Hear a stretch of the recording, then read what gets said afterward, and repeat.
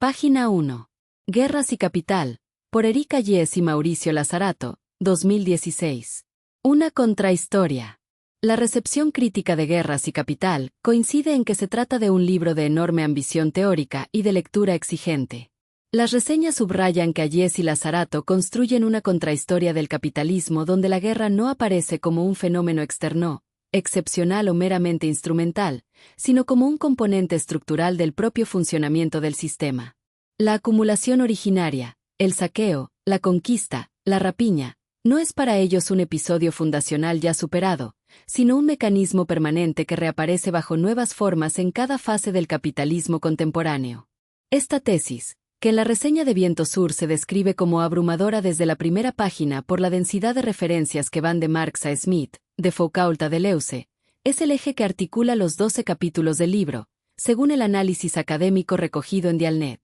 La obra se apoya en la noción deleuzo-guattariana de máquina de guerra, no para romantizar la violencia sino para mostrar cómo las fuerzas de desterritorialización, deseo, técnica, organización, subjetividad, se entrelazan con las formas históricas de dominación. La guerra, en esta lectura, no es solo destrucción, es también producción de subjetividades, de instituciones, de formas de vida y de muerte. La contrahistoria que proponen Yes y Lazarato recorre desde la antigüedad hasta el presente para mostrar que el capitalismo no puede comprenderse sin su dimensión bélica, y que la gubernamentalidad neoliberal no es sino una reorganización de esa relación entre guerra y economía. Las reseñas coinciden también en que el libro exige un lector dispuesto a enfrentarse a una prosa teórica densa, a veces casi saturada de referencias, pero que recompensa el esfuerzo con una hipótesis poderosa, que la guerra no es un accidente del capitalismo, sino su condición de posibilidad. La edición en castellano, publicada por Tinta Limón, La Cebra y Traficantes de Sueños, ha sido celebrada como una contribución importante para el pensamiento crítico en el mundo hispanohablante, tanto por su rigor conceptual como por su capacidad para reabrir debates sobre violencia, Estado, subjetividad y economía política. ¿Podría haber capitalismo sin guerras? Actualmente, los países capitalistas son los que más intervienen en la vida económica y política de otras naciones. La pregunta sobre si podría existir un capitalismo sin guerras es, en realidad, una pregunta sobre la estructura misma del sistema. Las investigaciones contemporáneas coinciden en que la guerra no es un accidente externo al capitalismo, ni un simple instrumento ocasional, sino un componente que reaparece de manera recurrente en su historia. Desde el siglo XIX, cuando la gran industria, acero, química, maquinaria pesada, se convirtió en la base material del sistema, la expansión económica estuvo acompañada de conflictos que reorganizaban mercados, territorios y jerarquías internacionales. La guerra, en este sentido, no es solo destrucción, es también un mecanismo de reordenamiento económico y político. Las fuentes que revisé muestran que la noción de capitalismo de guerra o economía de guerra no se limita a los periodos bélicos formales, sino que describe una forma de funcionamiento donde el Estado, las empresas y las instituciones financieras se articulan alrededor de la producción de seguridad, control y violencia organizada. En el neoliberalismo contemporáneo, esto se expresa en lo que algunos autores llaman Estado de seguridad, un aparato que combina políticas económicas con dispositivos militares, policiales y tecnológicos para gestionar poblaciones, fronteras y crisis. Cuando observamos los dos últimos siglos, la relación entre capitalismo y guerra aparece como una constante. Las guerras coloniales, las guerras mundiales, la Guerra Fría, las intervenciones humanitarias, las guerras contra el terrorismo y las guerras híbridas actuales han servido para abrir mercados, asegurar recursos, disciplinar poblaciones o sostener la hegemonía de determinadas potencias. Las investigaciones históricas subrayan que la guerra ha sido un instrumento decisivo para la formación de los estados nacionales modernos y para la expansión del capitalismo global. La pregunta, entonces, no es si los países capitalistas a veces intervienen en la vida de otras naciones, sino si el capitalismo podría funcionar sin esa dimensión intervencionista. Las fuentes críticas sugieren que no. La competencia entre capitales y entre estados genera tensiones que periódicamente se resuelven mediante conflictos abiertos o encubiertos. Incluso en ausencia de guerras declaradas, existe lo que algunos autores llaman economía de guerra permanente, gasto militar masivo, industria armamentística integrada en la economía civil, tecnologías duales, vigilancia, control de flujos migratorios y financieros, y una política exterior basada en la presión económica, diplomática o militar. En este marco, que los países capitalistas más poderosos sean también los que más intervienen en la vida económica y política de otras naciones no es una anomalía. Es una consecuencia lógica de la estructura del sistema. La intervención, ya sea militar, financiera, tecnológica o institucional, es un modo de asegurar posiciones estratégicas en un mercado mundial competitivo y desigual. Por eso, la idea de un capitalismo pacífico suele aparecer en la teoría crítica como una contradicción en los términos. La expansión del capital requiere abrir espacios, controlar recursos, disciplinar poblaciones y garantizar condiciones de acumulación que, históricamente, han estado ligadas a la violencia organizada. Prólogo a la presente edición. Nuestro norte es el sur. Pese a ser objeto de la negación del pensamiento crítico contemporáneo, las guerras y las revoluciones y las contrarrevoluciones determinan las rupturas, los puntos de inflexión, el principio y el fin de las grandes secuencias políticas de las que forman el único medio. Así es como la enésima derrota del ejército más poderoso del mundo, y de sus aliados, marca el final del sueño hegemónico de Estados Unidos sobre el planeta. Incluso si, muy a la izquierda, pudo confundirse el principio del fin del siglo estadounidense con la fundación posmoderna del imperio, SIC, y confundirse también la gobernanza de la guerra social global con la gubernamentalidad a través de la crisis del capitalismo cognitivo sobre las multitudes. Comentario. El pasaje que citas plantea una tesis clásica dentro del pensamiento marxista sistémico, que las guerras, las revoluciones y sus contrarrevoluciones son los verdaderos motores de las grandes rupturas históricas, los puntos de inflexión que marcan el inicio y el fin de las secuencias políticas, y que, en ese marco, la derrota militar del ejército estadounidense y sus aliados simboliza el ocaso del proyecto hegemónico global de Estados Unidos. Esta idea tiene resonancias claras en la tradición de Wallerstein, Arrighi y otros teóricos del sistema mundo, pero también arrastra una simplificación problemática. Confunde hegemonía con capacidad militar y reduce un proceso histórico complejo a un acontecimiento bélico puntual. Aunque es cierto que la hegemonía estadounidense muestra signos de desgaste, crisis de legitimidad, retrocesos estratégicos, tensiones internas, pérdida de capacidad para imponer orden en regiones clave, la hegemonía no se define únicamente por victorias o derrotas militares, sino por un ensamblaje mucho más amplio que incluye el dominio financiero del dólar, la centralidad tecnológica de Silicon Valley, la arquitectura institucional global que Estados Unidos diseñó tras 1945 y la persistencia de su influencia cultural y diplomática. Por eso, decretar el fin del siglo estadounidense a partir de una derrota militar es más un gesto retórico que un diagnóstico riguroso. Las potencias hegemónicas suelen perder guerras periféricas sin que eso implique su colapso inmediato, como ocurrió con el Reino Unido en el siglo XX. El texto acierta, sin embargo, al señalar que cierta izquierda posmoderna confundió la persistencia del poder estatal con categorías demasiado abstractas, imperio, multitudes, capitalismo cognitivo, que pretendían describir un mundo donde la soberanía se habría disuelto en redes difusas de poder. La realidad mostró que los estados nacionales, y en particular Estados Unidos, seguían siendo actores centrales, incluso en la era digital. Pero el fragmento exagera al presentar esa confusión como un error generalizado y al sugerir que la hegemonía estadounidense puede leerse únicamente a través de la lente de la guerra. En suma, el texto tiene fuerza retórica y señala tensiones reales, pero su diagnóstico es desigual. Acierta al subrayar la importancia de las rupturas históricas y la crisis de legitimidad estadounidense, pero falla al reducir la hegemonía a la dimensión militar y al proclamar un final que, más que un hecho consumado, es un proceso largo, contradictorio y todavía en disputa. In fine, los estadounidenses pueden seguir siendo la potencia motriz de Occidente, pero no por eso están menos agotados políticamente por la globalización que ellos mismos pusieron en marcha para asentar su potencia de dominación económico-militar y sofocar los riesgos de una revolución mundial en la larga posguerra. La máquina de guerra y de captura de la financiarización que se ejerció a expensas del mundo en su totalidad produjo, en suelo estadounidense, polarizaciones capaces de conducir a una guerra civil cada vez menos latente, que la elección de un demócrata en la Casa Blanca no alcanza a contener. La mundialización, que en realidad no es más que una nueva forma de colonización implementada para captar los ingresos necesarios para sostener el American Way of Life, nos está precipitando hacia la extinción como primera y última verdad de la aceleración. El capitalismo no produce solamente crisis, y una crisis continua o continuada, sino también catástrofes sanitarias, ecológicas, sociales, económicas, políticas. No hay modo de producción que no sea, al mismo tiempo, y en la larga duración del capitaloceno, un modo de destrucción.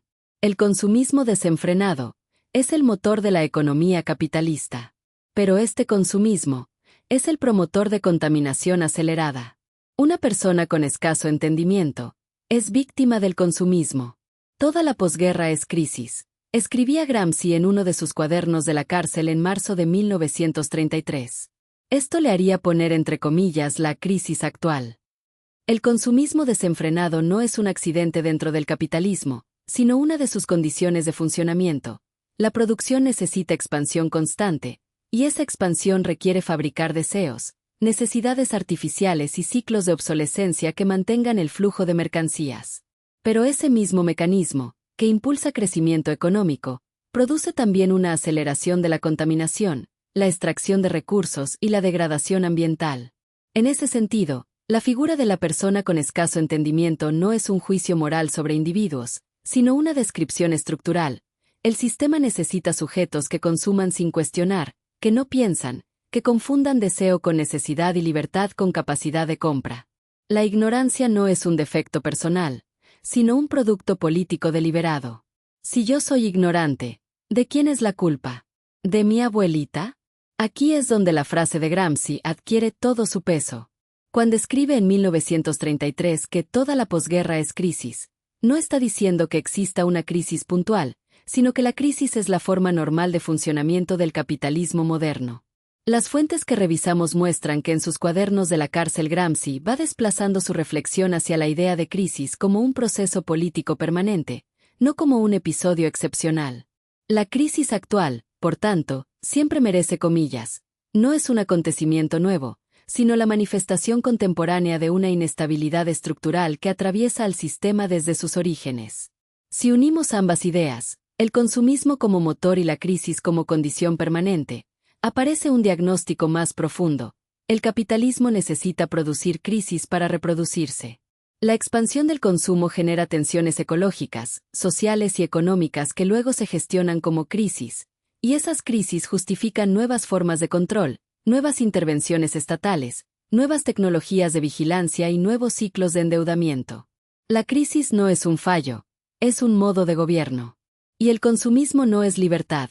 Es un mecanismo de disciplinamiento que mantiene a las poblaciones atrapadas en un circuito de deseo, estupidización, deuda y dependencia. Por eso Gramsci insistía en que la crisis no consiste simplemente en que lo viejo muere y lo nuevo no puede nacer, sino en que las fuerzas dominantes logran prolongar artificialmente su hegemonía mediante la gestión de la crisis. En el capitalismo contemporáneo, esa gestión pasa por la producción de consumidores dóciles, por la naturalización del deterioro ambiental y por la idea de que no hay alternativa al crecimiento ilimitado. La crisis, entonces, no es un estado excepcional, es la atmósfera en la que el sistema respira. Hoy, en el año 2016, la pandemia está en la encrucijada de todos los impases, de todas las imposibilidades del capitalismo, es su manifestación inmediatamente patentada. Es la proyección más clara de la destrucción de las sociedades occidentales llevada adelante por la agentividad del neoliberalismo. Hija del saqueo sistemático de la naturaleza y de lo viviente, la pandemia manifiesta la fuerza destructiva de la afirmación de Thatcher según la cual la sociedad no existe, solo hay individuos. Y esos individuos son meras fichas desechables, cuya una función es reproducirse y trabajar sin descanso para que el sistema se mantenga, para que los que gobiernan sigan siendo los privilegiados. Aunque el libro se publicó en 2016, esta traducción es del 2021, ya que había sucedido la pandemia tan conocida a nivel mundial. La pandemia de 2020 reveló de manera brutal que el capitalismo neoliberal había erosionado las bases mismas de la vida social. No fue simplemente un virus lo que paralizó al mundo, sino la fragilidad acumulada por décadas de privatización, desmantelamiento de sistemas públicos, precarización laboral y destrucción ecológica. Por eso puede decirse que la pandemia es hija del saqueo sistemático de la naturaleza, la expansión extractiva, la deforestación, La agroindustria intensiva y la urbanización descontrolada crearon las condiciones perfectas para que los patógenos saltaran de lo no humano a lo humano. El capitalismo global abrió la puerta y luego fingió sorpresa. La frase de Thatcher, "La sociedad no existe, solo hay individuos", se convirtió en una profecía autocumplida. El neoliberalismo no solo destruyó instituciones colectivas, produjo sujetos aislados, endeudados, competitivos, incapaces de sostenerse mutuamente, y luego los arrojó a una pandemia con la orden implícita de sobrevivir como pudieran. La agentividad neoliberal no es una fuerza abstracta, es la forma en que el sistema reorganiza la vida para que cada individuo sea responsable de su propia vulnerabilidad, de su propia pobreza, de su propia enfermedad. La pandemia mostró el resultado final de esa ingeniería social. Millones de personas convertidas en piezas reemplazables, sacrificables, útiles solo mientras puedan trabajar y consumir. Y aquí aparece el punto más duro de tu reflexión. En el capitalismo, la vida humana vale en función de su utilidad económica. Cuando el sistema necesita trabajadores, los celebra como héroes esenciales. Cuando ya no los necesita, los deja morir o los descarta. Un empleado ya viejo no es contratable, es desechable. La pandemia hizo visible esa lógica con una claridad casi obscena. Trabajadores obligados a exponerse, sistemas de salud colapsados, gobiernos priorizando mercados antes que vidas, empresas farmacéuticas obteniendo ganancias récord mientras millones de trabajadores perdían empleo, vivienda o salud. No fue un error de gestión, fue el funcionamiento normal del sistema bajo condiciones extremas.